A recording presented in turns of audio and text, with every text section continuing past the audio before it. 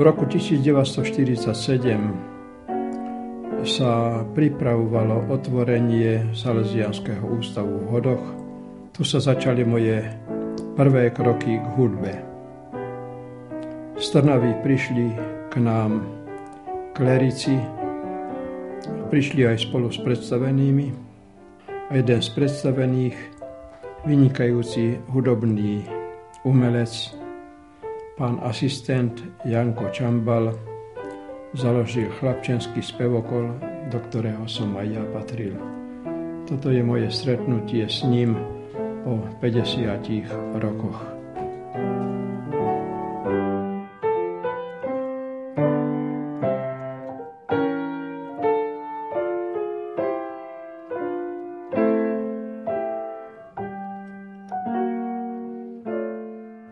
Patril mu skutočne môj obdiv.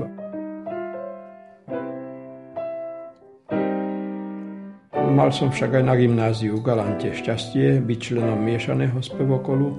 Tam som sa stretol prvý raz s hudobným skladateľom Mikulášom Šnajderom Trnavským, ktorý prišiel na pozvanie profesora Hegera aj teda jeho žiaka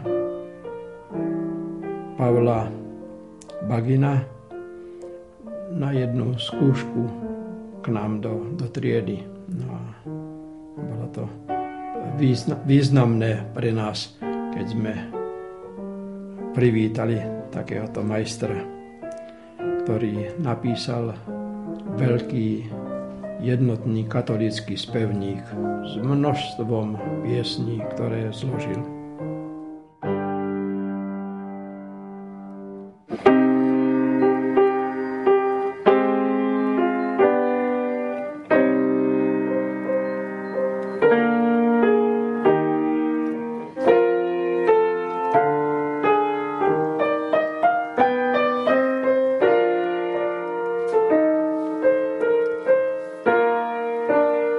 Velebí moja duša Pána a môj duch jasá v Bohu, mojom Spasiteľovi. Velebí moja duša Pána.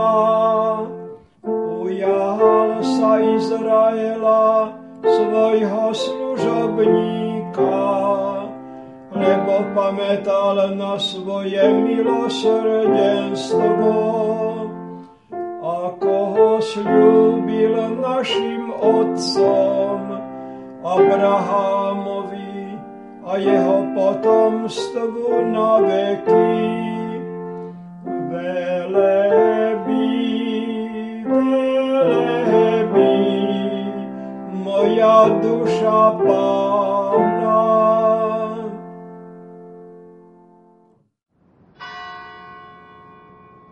Do Topolčianok som prišiel na uprázdnené miesto organistu na 1. májovú nedeľu v roku 1959. Ešte predtým som absolvoval vypísaný konkurs. Prijímal ma vtedy pán farár Alojz Zemaník a kostolný otec pán Štefan Gonda. V minulosti spravidla úlohu organistu vykonávali učitelia. Ale vzhľadom na novú politickú situáciu, keď komunistická moc so svojím protináboženským ťažením toto znemožnila, ťažko bolo hľadať náhradu na tieto miesta. Vlastne tieto posty zostali prázdne. Aj v Topolčiankach zastupovanie vykonával len ako spevák istý starček, pán Ján Čepec.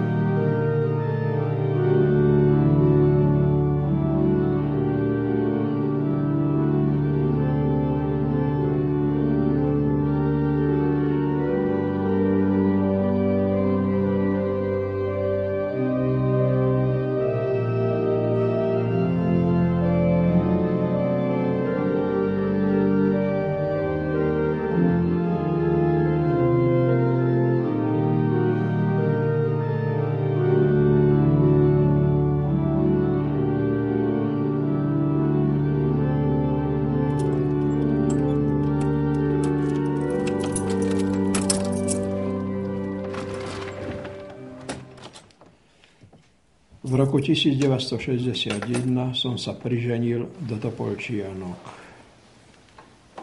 Aj po odstupe času som sa dozvedel, že komunisti z radou učiteľov, predtým učiteľov organistov, sa postarali, aby ma z funkcie pomocného účtovníka preradili za skupinára a moja robota už nebola v kancelárii, účtárni, ale vonku, na poliach a na lúkach.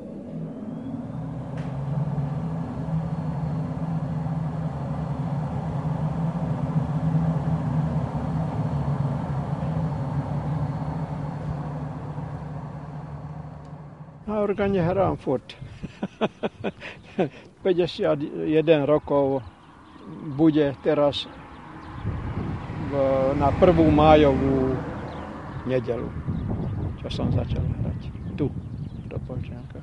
No, zostal mi údel len v družstve, lebo iné také možnosti tu neboli, aby som mohol aj jedno robiť, aj druhé robiť. Bolo to veľmi ťažké robiť organistu v tom čase.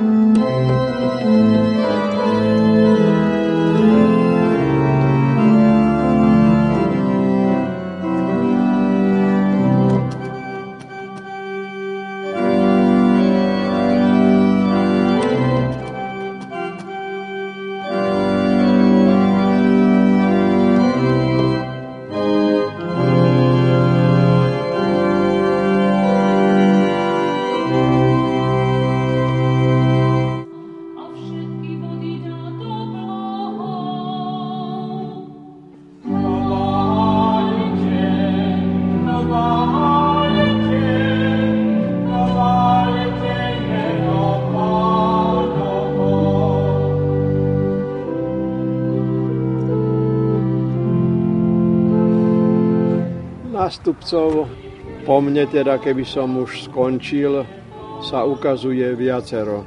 Mám tu 2 takých, tak nebude problém, aby ma niekto zastúpil alebo nahradil.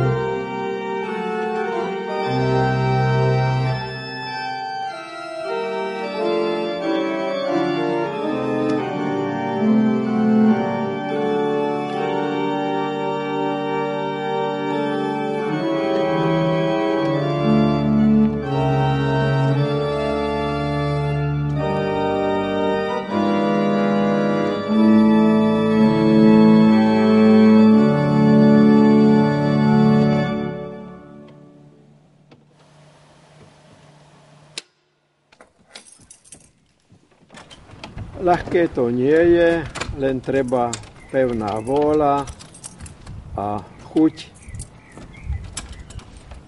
No samozrejme však teda poznať noty, poznať teóriu hudobnú a tak ďalej.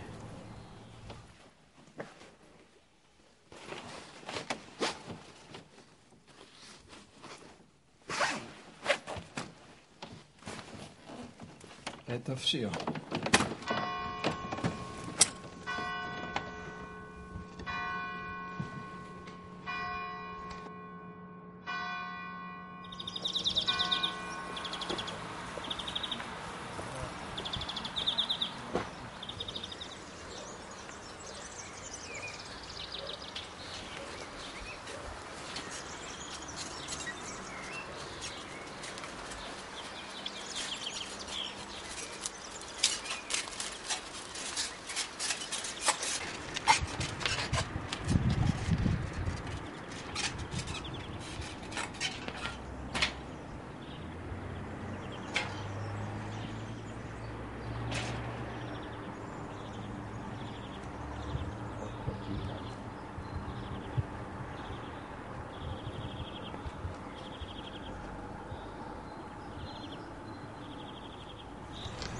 Tak keď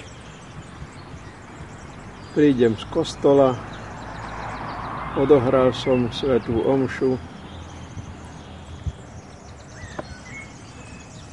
raňajky ma čakajú, naraňajkujeme sa a ideme do záhrady troška. Máme zeleninu, záhradku, vinič, maliny. Tento koreň napríklad, no tak ten má už blízko 50 rokov. Som niekoľko piesní, duchovných piesní zložil sám, ale aj svetských, by som povedal, takých národných, ktorí moji speváci vo folklóre veľmi radi spievali. Oj, Slovensko krásne, ty moja ľúbezná vlast, o tebe zaspievať, aká to radosť a slasť. Z jednej úryvok, z druhej.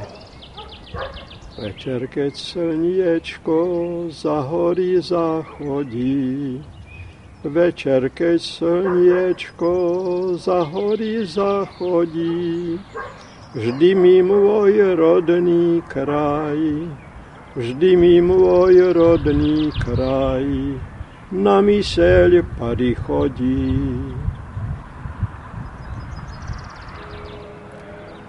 Čo sa týka hudby, no tak je mi daná zhora a pre mňa znamená všetko.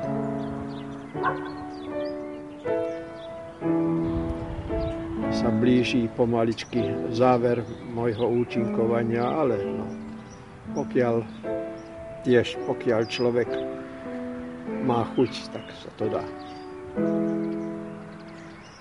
A ja som od malička mal k tomu. No tak neviem, to je dar Boží, že